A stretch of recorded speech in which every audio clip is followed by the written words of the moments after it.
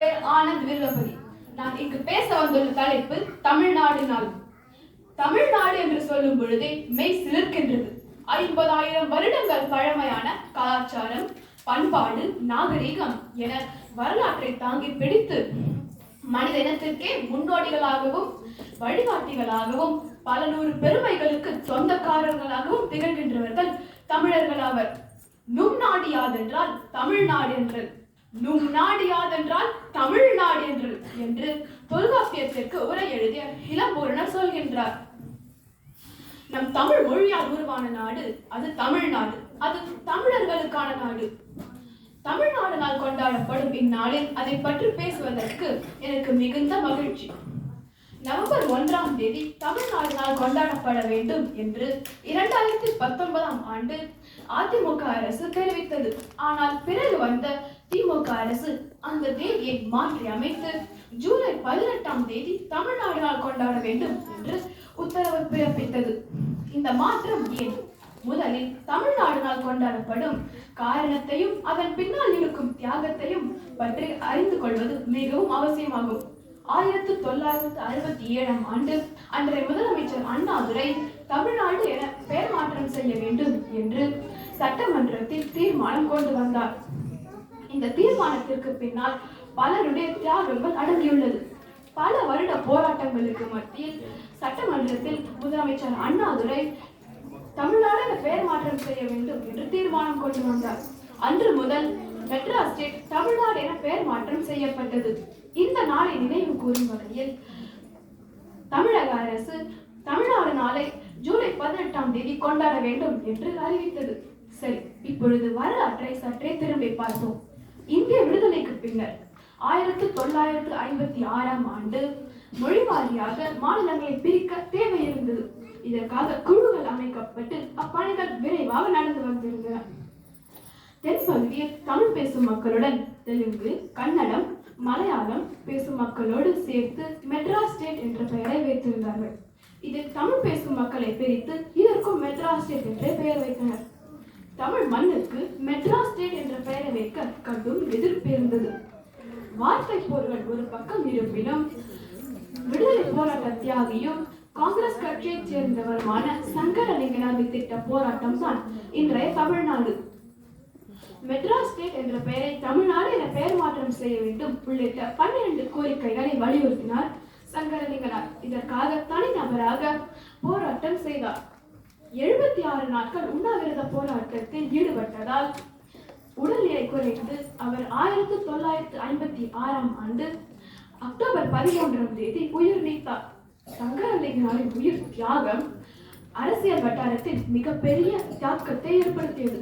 பின்பு 1957ஆம் ஆண்டு, அதாவது சங்கரலிங்கனார் உயிர் நீத்த அடுத்த ஆண்டு, திமுக சட்டமன்றத்தில் தமிழ்நாடு என பெயர் மாற்றம் செய்ய வேண்டும் என்று தீர்மானம் கொண்டு வந்தது.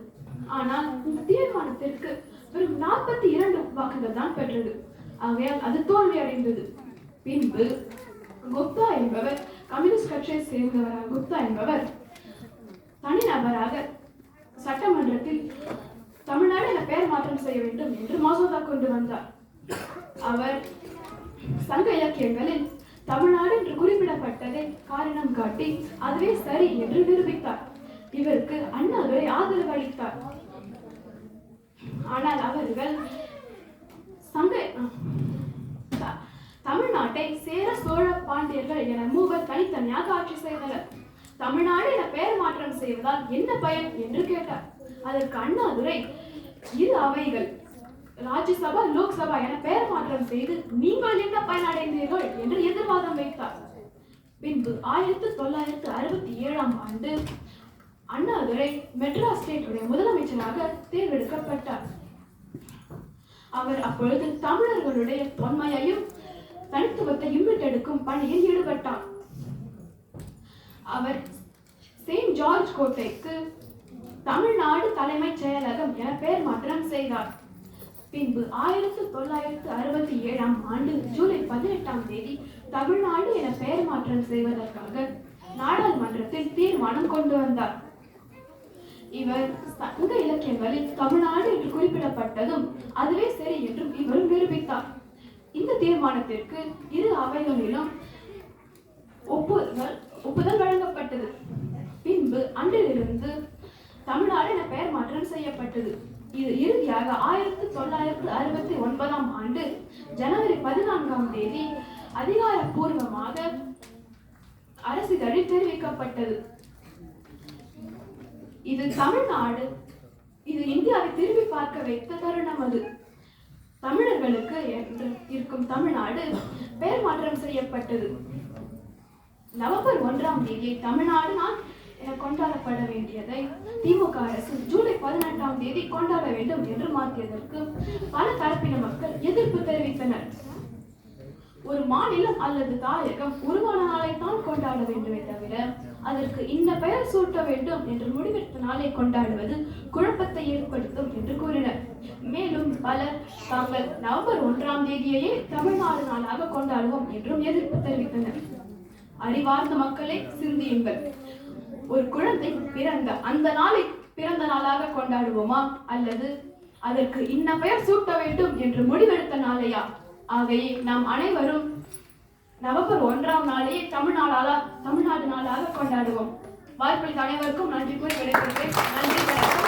வாழ்க தமிழ், வளர்க தமிழ். தமிழ்நாடு தினத்தை